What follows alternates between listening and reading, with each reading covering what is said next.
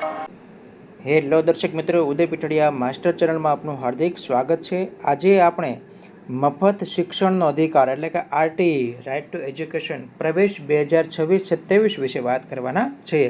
તો દર્શક મિત્રો, તમે મારી ચેનલમાં પહેલી વાર હોય તો અમારી ચેનલ ઉદય પીઠડિયા માસ્ટરને લાઇક શેર સબસ્ક્રાઈબ જરૂર કરશો। તો ચાલો જાણીએ આ મફત શિક્ષણના અધિકાર વિશે। સૌપ્રથમ વાત કરીએ તો કે ધોરણ 1માં ખાનગી શાળામાં 25% અનામત બેઠકો પર પ્રવેશ મળવાપાત્ર છે। જેની ઓનલાઈન ફોર્મ ભરવાની વિગતની વાત કરીએ તો કે ફોર્મ ભરવાનું શરૂ થાય છે તારીખ 4 એપ્રિલ એટલે કે 4/4/2026 લઈને ફોર્મ ભરવાની છેલ્લી તારીખ છે 17/4/2026 સુધીમાં તમારે ઓનલાઈન ફોર્મ ભરવાનું રહેશે। જેની વેબસાઇટ છે rt.orpgujarat.com પર જઈને તમે ઓનલાઈન ફોર્મ ભરી શકો છો। ત્યારબાદ વાત કરીએ આમાં તો કે આરટી ગુજરાત એડમિશન 2026માં શું તમારું બાળક પ્રવેશ માટે પાત્ર છે?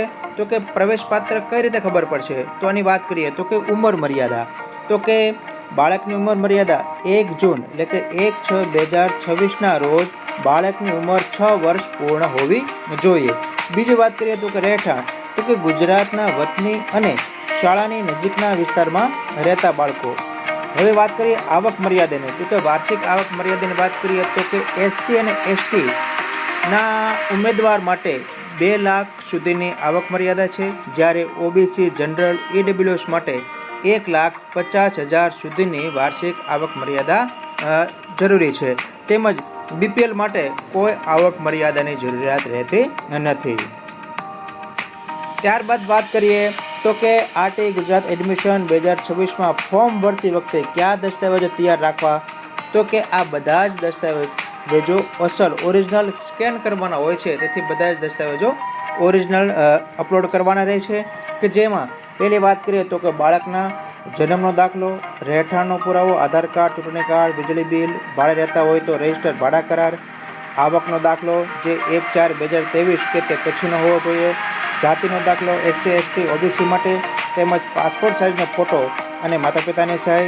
અન્યની વાત કરીએ તો કે બીપીએલ કાર્ડ કે દિવ્યાંગતાનું પ્રમાણપત્ર જો લાગુ પડતો હોય તો આટલા ડોક્યુમેન્ટની જરૂર પડશે। તો દર્શક મિત્રો, તમને આ આરટી ગુજરાત વિશે સંપૂર્ણ ખ્યાલ આવ્યો છે। તેમજ હવે વાત કરીએ આગળ તો કે અગ્રતા કે પ્રાયોરિટી કોને આપવામાં આવશે? તો કે આમાં સૌપ્રથમ અનાથ અથવા સંભાળની જરૂરિયાતવાળા બાળકોને, બાળ મજૂર અથવા સ્થળાંતરિત મજૂરના બાળકોને, દિવ્યાંગ અથવા કેરેબલ પાલસી ધરાવતા બાળકો, શહીદ જવાનોના બાળકો, જે માતા પિતાને એકમાત્ર સંતાન દીકરી હોય તે સરકારી આંગણવાડીમાં ભણતા હોય તેવા બાળકો, તેમજ બીપીએલ એસસી એસટી ઓબીસી અને ત્યારબાદ જનરલ કેટેગરીના ઉમેદવારો એટલે કે ઈડબ્લ્યુએસ આવતા હોય તેવા ઉમેદવારોને પ્રાયોરિટી આપવામાં આવશે।